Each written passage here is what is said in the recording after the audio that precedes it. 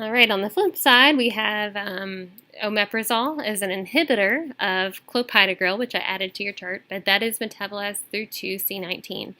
And I know Dr. Shin talked to you a little bit about clopidogrel and how there are some genetic variations with that, and so I'm going to discuss that at the end as well. But remember that clopidogrel is a prodrug, and so it has to be metabolized. It has to go through 2C19 actually in order to be active. So when we use omeprazole, this is actually a pretty big drug interaction because we're inhibiting that 2C19 from really working and from activating the drug. So it's a slower process of going from a prodrug to an active drug in that situation. So that's a good example to think about. All right, and then we have the pharmacodynamics interaction. So remember that pharmacodynamics is what the drug does to our body. And so these interactions are unrelated to ADME. And a lot of times they are an additive effect. So for example, maybe two drugs both cause QT prolongation. All right, and here's a more simplistic example of a pharmacodynamic interaction. So there's me, and let's pretend that I'm going to take drug X, which conveniently looks like this little cheeseburger here. So drug X causes a side effect of weight gain. So with only taking drug X, I'm probably going to gain some weight and kind of look like that. But then I take another drug called drug Y, and drug Y also causes weight gain. So we have this additive effect of having two drugs that cause weight gain, and as a result, I'm going to be gaining a ton of weight. So this is a great example of why you should not eat McDonald's, and also of a pharmacodynamic interaction, because this is an additive effect. Two drugs both causing weight gain is going to cause a lot of weight gain. Similarly, if you had two drugs that both cause QT prolongation, you're going to have a lot of QT prolongation, so an increased risk of QT prolongation. If you have two drugs that cause serotonin syndrome, you're going to have an increased risk of serotonin syndrome. All right, so hopefully that made a little bit of sense. Elimination, let's move on to elimination.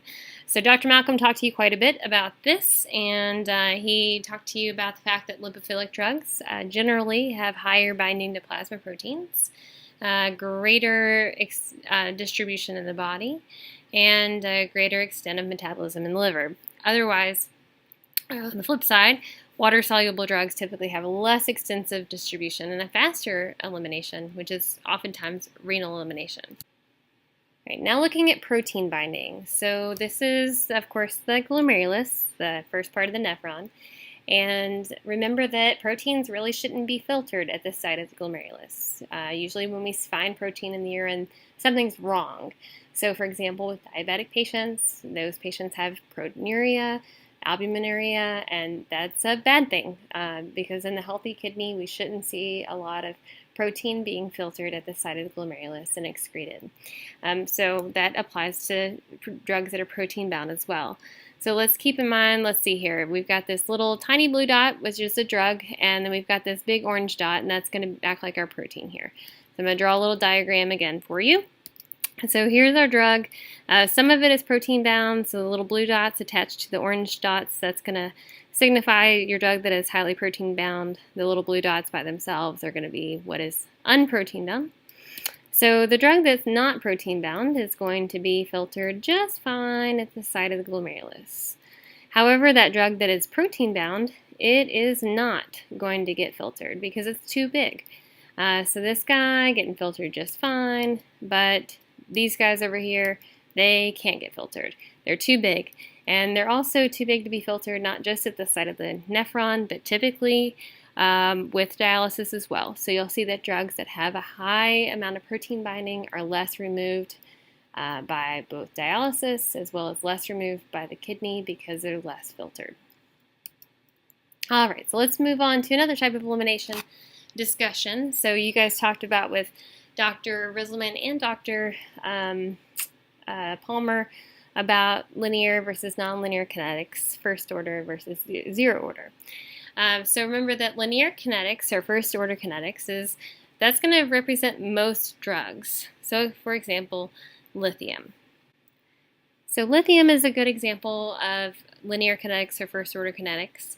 It has a very predictable dose response curve. So if you have, if you're wanting to increase the concentration of lithium by 0.1 milliequivalents per liter, then you can increase the dose by about 100 milligrams.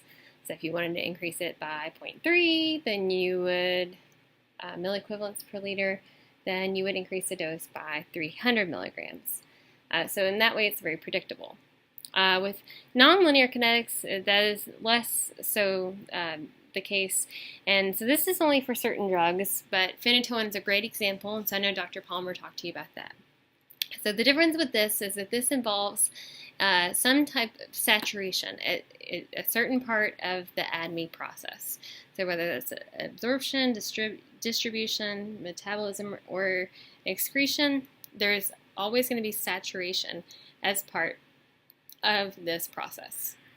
Alright, so this slide should look pretty familiar to you because, well, I stole it from Dr. Palmer, but it's a great slide, and I wanted to point out a couple things here. So Dr. Palmer pointed out that when the concentration of a drug is greater than the Michaelis-Menten constant, then typically zero-order elimination is occurring here.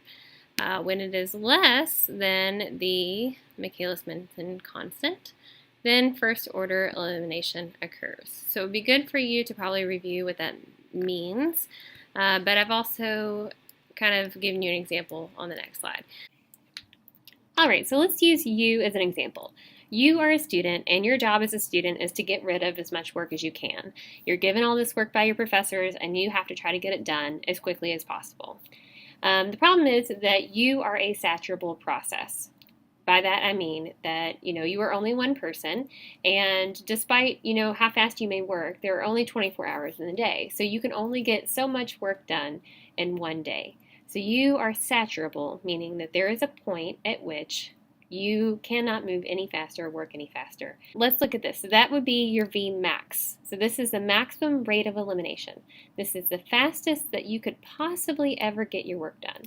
So let's pretend like this stack of papers, that is the maximum amount of work that you could ever get done in one day. So if you were working at your maximum rate of elimination, that is the maximum amount that you could get done in one day. So your Km is going to be the concentration when the elimination rate is at half of the maximum. So here we have about half the stack of papers.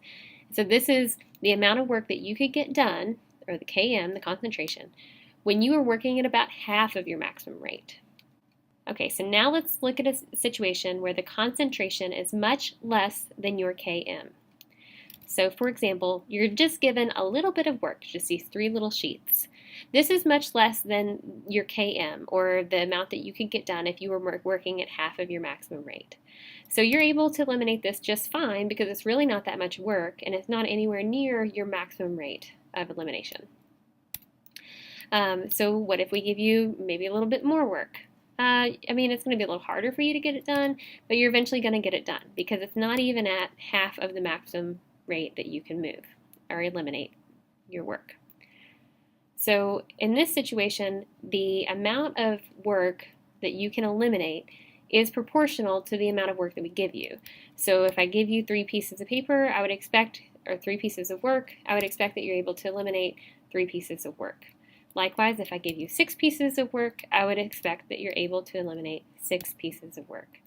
So in this situation, the dose-response curve is predictable and proportionate. So we consider this to be linear kinetics, or first-order kinetics. And really, most drugs follow linear kinetics. Now let's look at a situation where the concentration is greater than the Km, much greater than the Km. So let's say that we give you a stack of work that looks like this. So that is a ton of work, and actually it is not only greater than your Km, but it's nearing your Vmax, the maximum rate that you could possibly ever work. We're giving you that much work. So you're going to try your best to eliminate it as you can go, but you can only do so much in a day. So eventually that work is going to begin to accumulate, and it's going to do so at an exponential rate. And so eventually you're going to hit a point where you absolutely cannot do any more work than you can possibly do. Your head explodes, and then this is called nonlinear kinetics, or zero-order kinetics. So when your concentration is much higher than the Km, much, much higher than Km, to the point that it is nearing or exceeding your Vmax, we're going to have an accumulation of drug because you can only get so much done in a day. You can only eliminate so much work in a day. So this response is called nonlinear kinetics or zero order kinetics. So an example of a drug that goes through nonlinear kinetics would be phenytoin. In nonlinear kinetics, we have at least one process of the ADME that is saturated. So whether that's the absorption, the distribution, metabolism, or excretion, at least one of those processes is saturated. And so in this example, you were the saturated component. Your rate of elimination became saturated when we gave you way too much work that so much work that it approached your Vmax. So you were and exceeded your Vmax in this situation. So you worked as hard as you could possibly work, but you could not, at some point you become saturated and you can do no more. And so in nonlinear kinetics, we have at least one part of that ADME process that becomes saturated. All right, so let's look at some genetics. Dr. Chin gave you two examples of genetics, warfarin and clopidogrel. So let's talk about warfarin first. Remember that there are two different genetic variations that we see, the CYP2C9 polymorphism and the VKORC1 mutation. So let's talk about this one first.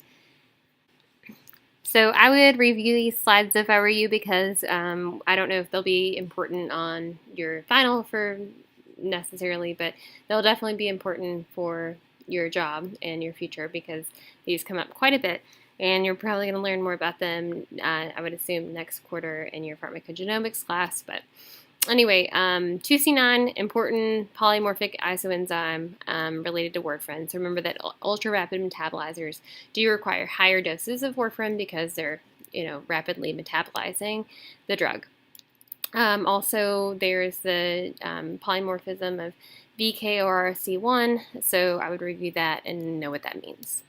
As far as clopidogrel, remember that this is the CYP2C9-19 enzyme. So clopidogrel is interesting in that it's a prodrug and it has to undergo this conversion through CYP2C19 in order to be active.